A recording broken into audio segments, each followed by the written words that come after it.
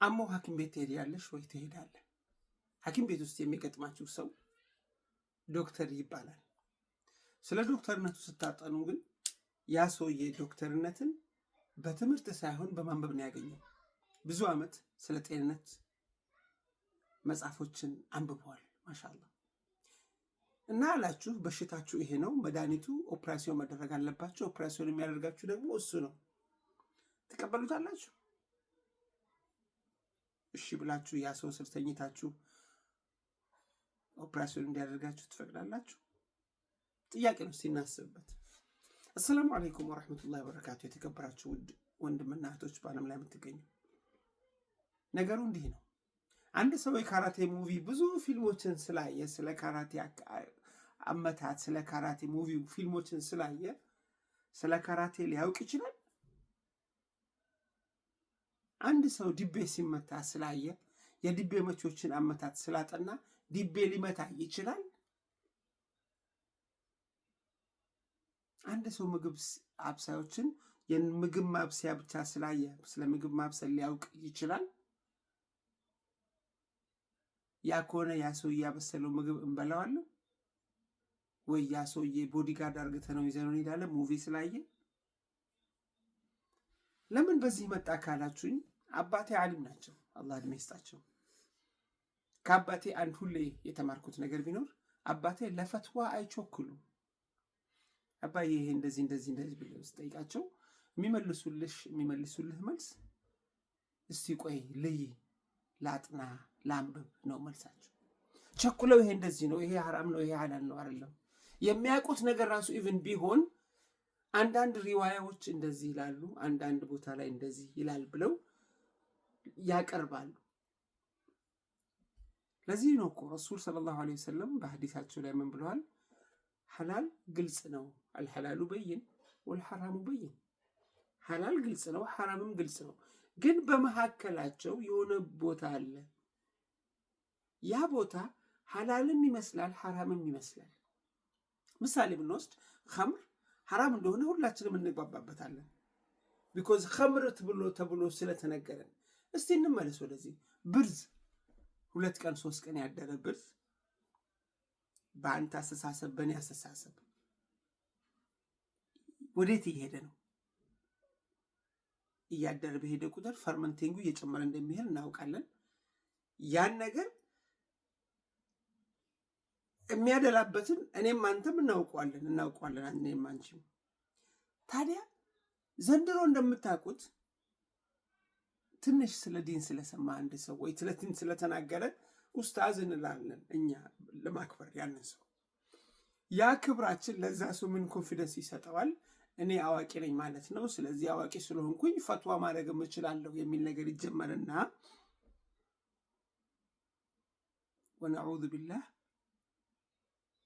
የምናረገው ዒባዳ ባልጠፋበት ጊዜ፣ የምንሰራቸው ኸይሮች ባልጠፉበት ጊዜ ስለ አንድዬ ፈጣሪ አላህ አይኑ ምን ይመስላል፣ ጆሮ ምን ይመስላል፣ እጁ ምን ይመስላል፣ እግሩ ምን ይመስላል መመራመር እንጀምራለን።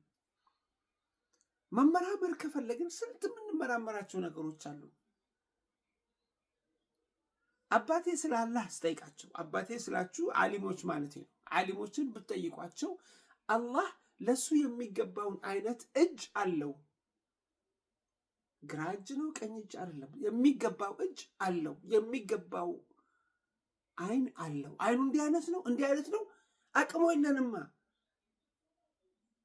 ይሰማል በሚገባው ለሱ በሚገባው የሊቁ ቢጀላሊ ለሱ ክብር ከሚገባው አይነት በሆነ ሁኔታ አላህ ይሰማል። እግርም አለው ለሱ በሚገባው ክብሩን አላህ ሱብሓነሁ ወተዓላ። አሁን ምን ሆነ?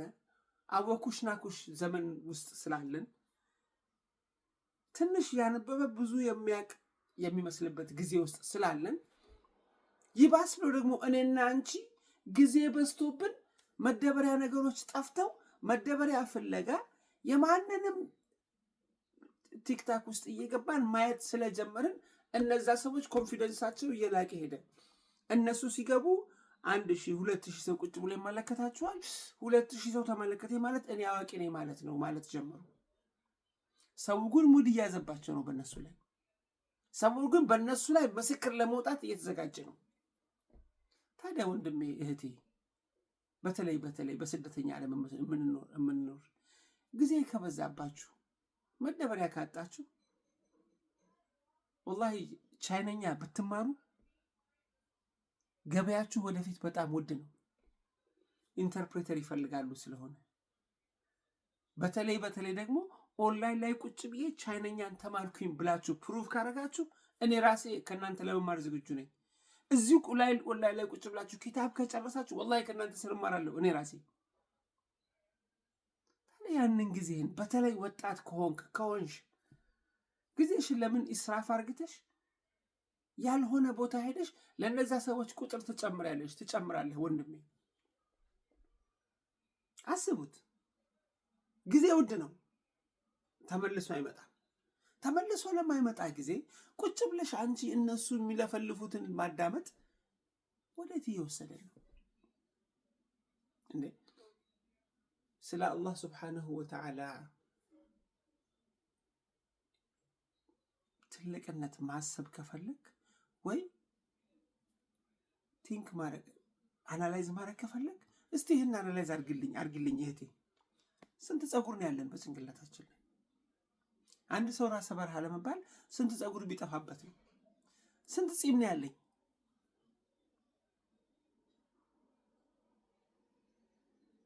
ይሄ ምላሴ ሊናገር የቻለበት ምክንያት ምን አይነት ስጋ ነው? ቢቆረጥ ስጋ ነው፣ ግን እየተናገረ ነው በአላህ ፍቃድ። ምን አይነት ተአምር ቢኖር ነው ይሄ ምላስ? ጆሮ ሱብሃንአላህ ድምፅን መስማት የቻለበት ምክንያት ምን አይነት ተአምር ቢሆን ነው ይሄ ጆሮ ድምፅ መስማት የቻለው? ምላስ ድምፅ መፍጠር ቻለ። ያንን ድምፅ ጆሮ ለይቶ ማወቅ ቻለ። ማወቅ ብቻ አይደለም፣ እየተናገረ ያለው ይሄ ቋንቋ ነው ብሎ ደግሞ ጭንቅላት እንዲያስብ ሆነ። እስቲ አስብበት፣ ይሄን አስብበት። ሰገራ ገብተሽ ሰገራ ስታረጊ አሁን የወጣው ሰገራ ከስንት ቀን በፊት የበላሽው ወይ የበላኸው ምግብ ነው። ለምን ያህል ቀን ነው ሰውነታችን ውስጥ ምግብ የሚቆየው? ያ ሰገራ ለምን ይወፍራል? ለምን ይቀጥናል? ያ ሰገራ ባይወጣ ኖሮስ? አንዳንድ ነገሮች ተፈጭተው ጠፍተው ወደ ሌላ ነገር ተቀይሯል። አንዳንዱ ደግሞ ሳይቀየሩ ይጣል። ለምን? ማሰብ ከፈለግን አናላይዝ ማድረግ ከፈለግን እነዚህን አናላይዝ እናድርግ፣ እነዚህን እናስብባቸው። ወይ የአላህ ፍጥረት ሱብሃንአላህ ብለን እናስባቸው። ግን አንደየ ፈጣሪ እኔ ፈጣሪን በሚገባ ሁኔታ ተገዝቼ አብጆ ሳልጨርስ አላህን ሱብሃነሁ ወተዓላ አስቡት። ሱብሃንአላህ ወልሐምዱሊላህ ወላሁ አክበር በማለት ስንት ሰዋብ እንደምናገኝ። ላኢላሃ ኢለላህ ወሕደሁ ላ ሸሪከ ለህ ለሁል ሙልኩ ወለሁል ሐምዱ ዩሕዪ ወዩሚቱ ወሁወ ዐላ ኩሊ ሸይኢን ቀዲር በማለት ስንት ሰዋብ እንደምናገኝ። ግን እኔ ሳልማር ጃሂሉ አባቴ ስለተማሩ፣ እኔ ሳልማር መሀይሙ ዶክተሩ አባቴ ዶክተር ስለተማሩ እኔ ዶክተር ሆኜ ፈትዋ ስጀምር ምን አይነት ትውልድ እየፈጠርን ነው? ወዴትስ እየሄድን ነው? ወደፊታችንስ ምን ይመስላል? ማንም በምንም ቦታ ላይ የፈለገውን ፈትዋ የሚሰጥበት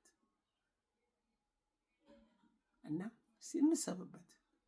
ጭንቅላት አላህ ከሰጠን፣ አላህ ጊዜ ከሰጠን እንሰብበት። ብዙ የሚታሰቡ ጉዳዮች ስላሉ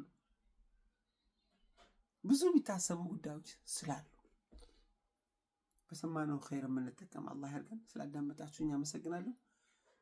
እስቲ ትዕግስትም የለንም ይሄን ያህል ቆይተን የማዳመጥ እንደው ተአምር ይሁን። እስቲ ማዳመጣችሁን ጨርሻለሁ ወይ? አንዳንድ ጻፉና አሳዩ ኢንሻአላህ። በሌላ ጊዜ እስክንገናኝ ወሰላሙ አለይኩም ወራህመቱላሂ ወበረካቱ።